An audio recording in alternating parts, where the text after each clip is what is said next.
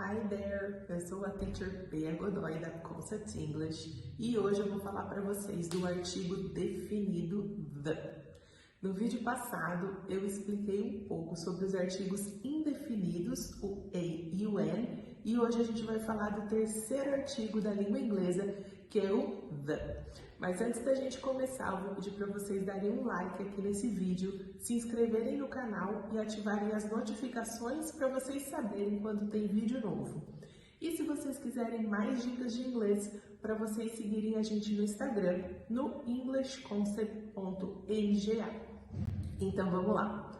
O the é o equivalente ao o, a, os e as do português. Tudo isso em uma palavrinha só. E assim como o nome dele já diz, definido, ele é um artigo que a gente vai usar quando a gente e as pessoas que estão interagindo com a gente sabem exatamente do que a gente está falando.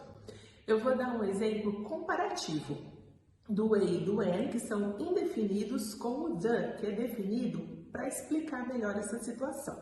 Por exemplo, se eu vejo duas pessoas descendo a rua, pessoas que eu não conheço, eu vou me referir a elas em um primeiro momento como a e an. There are two people, a boy and a girl, coming down the street. A partir do momento que eu me referi a essas pessoas, elas se tornam pessoas ou objetos definidos. Eu sei daquilo que eu estou falando, ou eu sei aquilo que eu estou me referindo. E a partir de então, eu passo a me referir a essas pessoas usando o artigo definido, o the. Então a minha historinha ficaria mais ou menos assim. There is a boy and a girl walking down the street. The boy is tall and the girl is short.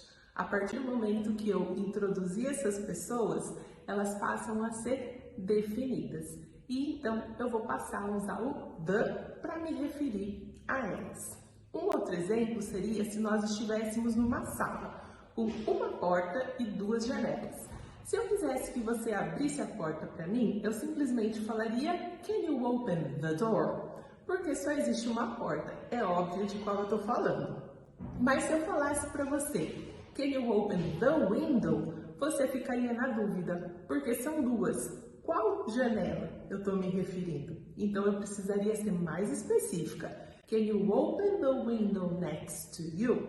Ou eu poderia simplesmente não indicar exatamente qual janela eu quero que você abra e pedir Can you open a window?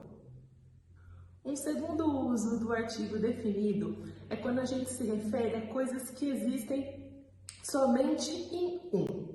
Por exemplo, a lua, o sol, o Papa, a Torre Eiffel, a Estátua da Liberdade são coisas únicas, coisas das quais só existe um. Então, sempre que eu me referir a elas, eu vou usar o the. The earth is round, the moon is beautiful, the Statue of Liberty is really tall. Eu posso usar essa mesma regra para coisas que existem mais de um, mas na situação em que a gente está interagindo, é óbvio de qual deles que eu estou falando. Por exemplo, se eu falar com uma pessoa que mora na mesma cidade que eu e me referir ao mayor, the mayor, é óbvio que esse prefeito é o prefeito da cidade onde a gente mora. Uma terceira situação em que a gente também vai usar o artigo definido the são nos superlativos. Os superlativos são aquelas estruturas que nós usamos para falar que uma coisa é mais do que todas as outras, ou até menos do que todas as outras. Por exemplo, Russia is the biggest country in the world. Ou ainda, Shakespeare is considered to be the best writer of all times. Agora, uma dica de pronúncia. Quando a gente usa o artigo the antes de uma palavra que começa com som de consoante, ele vai ter esse sonzinho de the. Por exemplo, the boy, the girl. Já quando a gente usa ele antes de uma palavra que tem um som inicial de vogal, esse som se transforma em the. The apple, the ice cream. Gostou dessas dicas? Então dá seu like aqui no vídeo, se inscreve no canal, ativa as notificações para saber quando tem vídeo novo. Segue a gente no Instagram, no englishconcept.mga. E se você tiver algum assunto que você gostaria de ver explicado aqui no nosso canal, deixa ali nos comentários. See you!